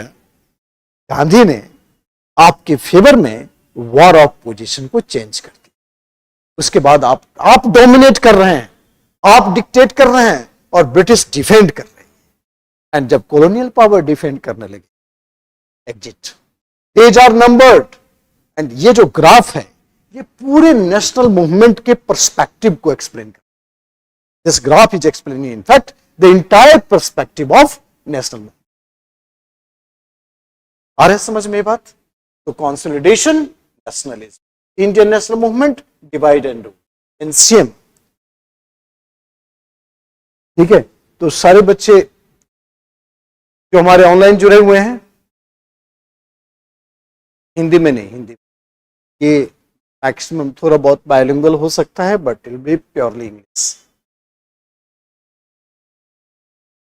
ठीक है बच्चे, तो ये सारा पर्सपेक्टिव ये समझ में आया आपको? इसी तरह से हम बहुत सारे ग्राफ प्रेजेंट करेंगे and thereafter you will have a nice explanation to take the control of this. बोलते हैं कि consolidation, divide and rule and compromise with respect to nationalism, Indian national movement and mass movement. ये है पूरा का पूरा panorama after the British crown had taken the control of. अच्छा, एक और पर्सपेक्टिव 5-10 मिनट समझ लेते हैं, देन वी विल फिनिश। तो एक और पर्सपेक्टिव क्या है शानदार देखना कि Gandhi's technique of mass movement, उसको बोलते हैं STS model of Gandhi. STS, अच्छा आपको पता है ना गांधी ने 3 मूवमेंट चलाए थे, CM, civil disobedience movement and quit India movement.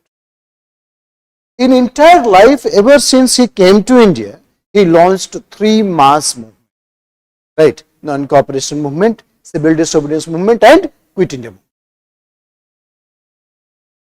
ये क्या करते थे, मूवमेंट चला करके रोक देते, बाकी लोग बड़े गुस्सा करते थे।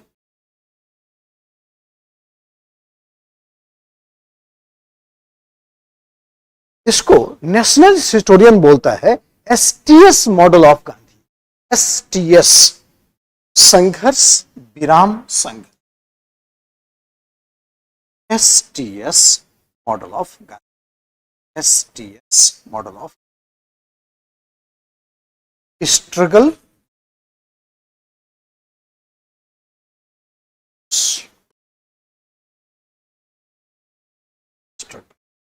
संघर्ष विराम संघर्ष, स्ट्रगल ट्रूस स्ट्रगल। यहां पर मूवमेंट को ऑफ किया, उसके बाद ट्रूस स्टार्ट, उसके बाद मूवमेंट फिर से लिया, फिर ब्रेक किया, ट्रूस। ये जो ट्रूस होता था, इसमें गांधी क्या करता था कि जो लोग नेशनल मूवमेंट में अभी तक नहीं जुड़े हैं, गांधी उन काम करेगा, उनको नेशनल मूवमेंट के स्ट्रीम में लाएगा और मास मूवमेंट की इंटेंसिटी को बढ़ाएगा। अभी देखो, ऐसा समझो कि एनसीएम में यहां पर गांधी का मास उतना ज्यादा डेवलप नहीं है सपोर्ट, तो ये क्या कहता है, कोऑपरेट नहीं करेंगे। फिर गांधी ने काफी काम किया during this period, a decade, काफी और मासेज उसमें ऐड हुए, गांधी का स्ट्रेंथ बढ़ा, बोलते हैं डिसओबीडियंस। फिर ऐड किया, now Gandhi became very powerful, बोलता है क्विट इंडिया। तब ये था, यहां पर 4 पैक मसल है, कॉपरेट नहीं करेंगे, खूब जिम गया, 5 pack disobedience, and then 6 pack. तो कहने का मतलब यह है कि intensity of the movement keep on increasing with addition of the mass base, but objective of the movement always remained the same, that is attainment of Swaraj. Sentence को पूरा दिमाग लगा के समझो, कितनी ताकत लगा सकते हो। Intensity of the mass movement keep on increasing with addition of mass base, ठीक है, operation disobedience, quit India, but objective of the movement always remained the same, and that is attainment of Swaraj. तो देखो बच्चे,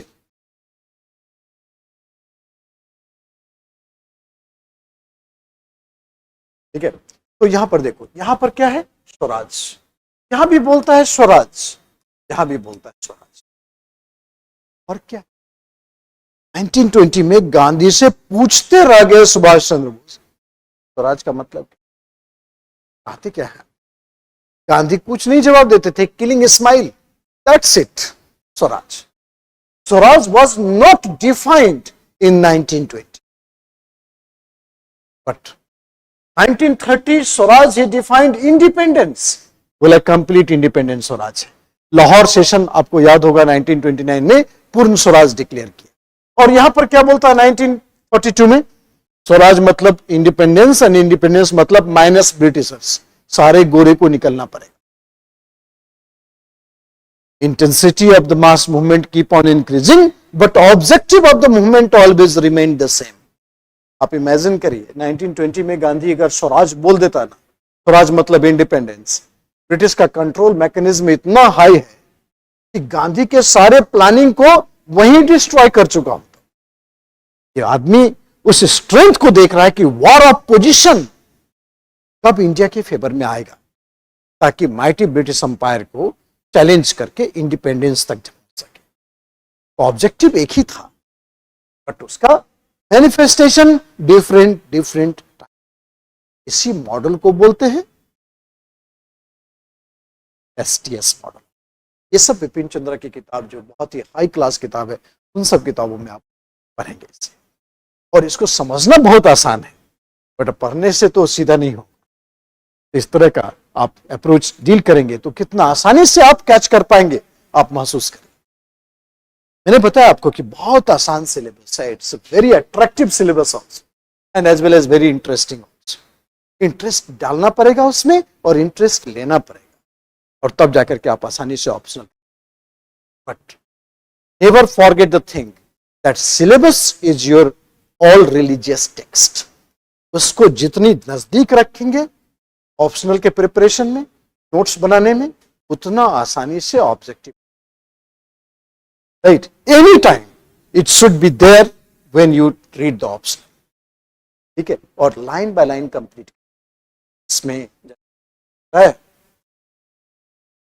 एक एक चीज, land revenue settlements in British India, permanent settlement क्या है, क्या इंप्लीकेशंस है, क्यों लगाया गया, रैयत बारिश सेटलमेंट क्यों लगाया गया, महल बारिश settlement, economic train of wealth क्या है, कॉमर्शलाइजेशन ऑफ एग्रीकल्चर क्या है, rise of landless agrarian labour क्या है, रूरल इंडेप्टेडनेस क्या है, एक एक चीज, एक एक टॉपिक हमारे ऊपर मेंशन होना चाहिए, तब बोलते हैं ऑप्शनल का preparation, not random at one place.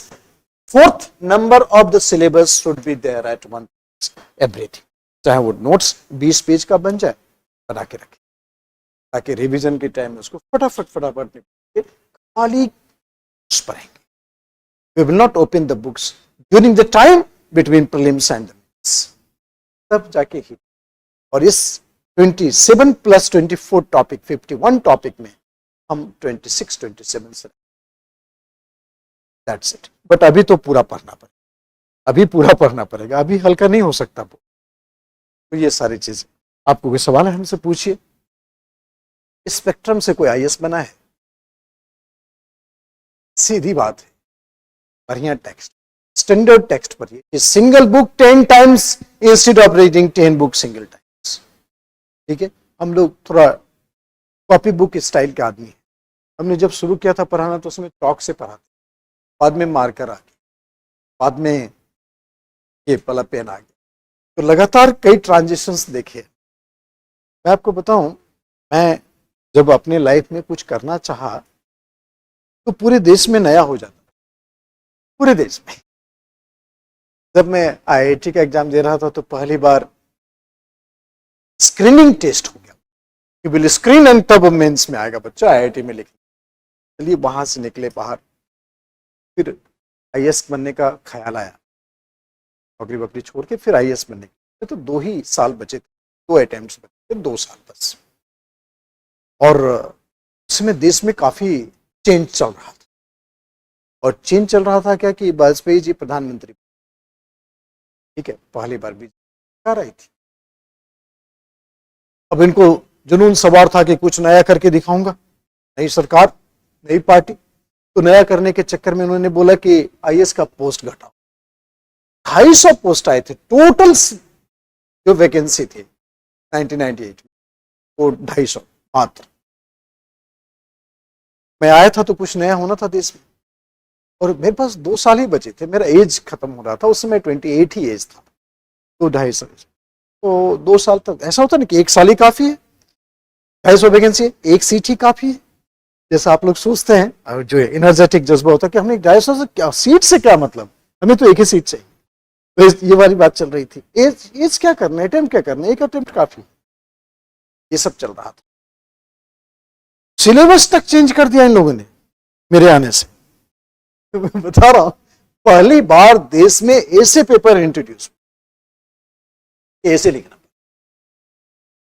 मैं गाय पर लेख लिखा था, उसके बाद ऐसे लिखने का मौका ही नहीं मिला था, और ह्यूमैनिटीज सब्जेक्ट में लंबा ऐसे लिखना थोड़ा आसान नहीं था, पहले से डरा हुआ था, लगातार चेंज पर चेंज। उसको बोलता है कि ये बम मार के देखो ये मरेगा कि नहीं मरेगा, तो उस तरह के हालात हो गए।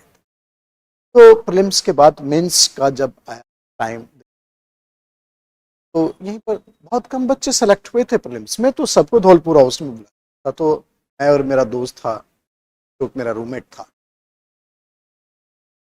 इतना कॉन्स्टिट्यूशनल बच्चा था, मैं जुडिशियल एक्टिविज्म प्रिपेयर किया था, जो रोज आता था हिंदू में। पहली बार इंडिया में ये टर्म आया था, जुडिशियल एक्टिविज्म, PIL, इतना मोटा नोट्स बना कर। मुझे लगता था कि ये बच्चा बच्चा जानता है, रोज हिंदू में आता है, ये खुद ने पूछेगा, बच्चा बच्चा जानता है इस टॉपिक। ऐसे पेपर आया, और उस हॉल में करीब 20-25 बेंच जो बैठा था आगे, और उसको क्वेश्चन पहले मिला, और क्वेश्चन मिलते ही वो क्वेश्चन क्या देखेगा, एक नजर देखा और पलट के मुझे देखा और काफी देर तक 10 सेकंड तक देखा, मैं समझ गया कि कुछ नया है, ऐसा देख रहा। और पहला जो ऐसे का टॉपिक था वो था जुडिशियल एक्टिविटी। कोई समझाना चाह रहा होगा कि और बनो काबिल ज्यादा, ठीक है, ज्यादा होशियार बनो। तो 5 टॉपिक होते थे और 5 में ही सिलेक्ट करना। टॉपिक भी बड़े खतरनाक खतरनाक थे, 1 इंच नहीं बढ़ रहा था हमसे। Composite culture of India, judicial activism जो कि मैंने देखते ही छोड़ दिया था, linguistic problems in India, women's are the best creation of God. एक ही टॉपिक था जिसको लगा कि मैं लिख सकता हूं, वो था India's contribution to world wisdom. ये टॉपिक था 1998 में, एशिया का पेपर। मैं सोचा हिस्ट्री पढ़ी है ना, जितनी चीजें हिस्ट्री में आती है ना सबको इंडिया वर्ल्ड में कंट्रीब्यूट करवा।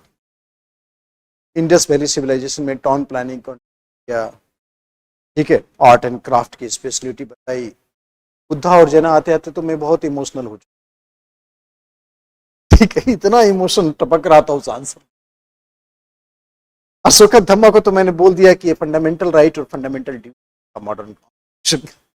एग्जामिनर भी हैरान होगा कि अशोका धम्मा फंडामेंटल राइट। एनीवे, मैं 2-3 हजार वर्ड लिख चुका, 2,500 वर्ड लिख चुका। पहली बार लाइफ में इतना लंबा आंसर, और मुझे ऐसा एहसास था कि अगर मैं इसको रिवाइज करूंगा क्या लिखा है मैंने, तो मेरा अगला पेपर हिस्ट्री ऑप्शनल का है वो भी खराब होगा। इसलिए बेहतर है कि इसको मोड़ के रख दो उस पर पेन, ठीक है। उसमें हिस्ट्री ऑप्शनल बड़े पेपर होते, 300-300 नंबर के पेपर होते और लेंदी पेपर होता, तो अगला ही पेपर था। सब देने के बाद क्या बड़ी कोचिंग तुमने बताया कि क्या कर दिया तुमने, फिलॉसफी का टॉपिक उठा लिया, contribution to world wisdom is topic of philosophy, और तुम उसमें टाउन प्लानिंग लिख के आए हो। 200 वर्ड में तुमको 20 नंबर आएगा, 20-30 नंबर आएगा। तो मैं पहले से कॉन्फिडेंट था और कॉन्फिडेंट हो चुका। तो इंटरव्यू के बाद जब उसको 4th रैंक आ गया हमारे रूममेट को, तो जूलॉजी में 400 के आसपास टच कर,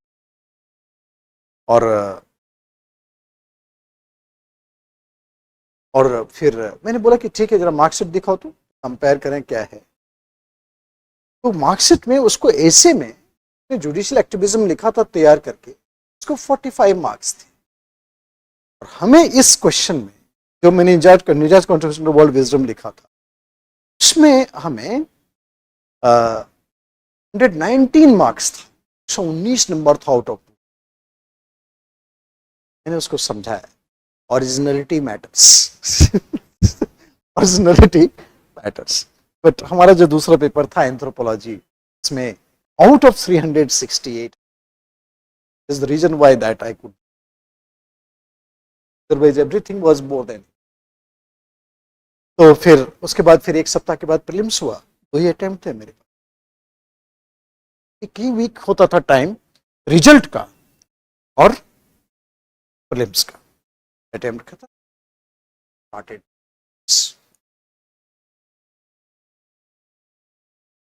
जब मैं 30 का हो गया तो सरकार ने एज बढ़ा के 30 कर दी। मतलब अटेम्प्ट नहीं है आपके पास, अटेम्प्ट है, एज तब भी नहीं था। तो 30 मत, you become 30, now they raise the age to 30, I become 32, they raised it. इस तरह से काम हुआ। तो मैंने बताया कि पूरे देश में नया हो जाता था। तो ये चीज हमें ऐसे बताया as a reference that way back it now, and how the system keep on changing evolving, कि उसमें 2-2 ऑप्शनल होते थे और उस दोनों ऑप्शनल की वैल्यू 300 मार्क्स की, आप समझ 1200 की केवल होती थी 2 पेपर। अब तो 4+2 हो गया, इसकी कितनी हुई। बट ऑप्शनल का इंपॉर्टेंस क्या है आपको पता, ऑप्शनल ही आपको फाइनली रैंक दिलवाएगा, ठीक है। ऑप्शनल और ऐसे पेपर, these 2 things जो कि डिफरेंसेस क्रिएट करता है फाइनल मेंस के marking. It's not GS, it's optional and जहां पर आप मैक्सिमाइज कर सकते हैं स्कोर। वरना जीएस में ऑलमोस्ट पैटर्न सेम ही रहता है, अगर बहुत बुरा नहीं लिखे तो।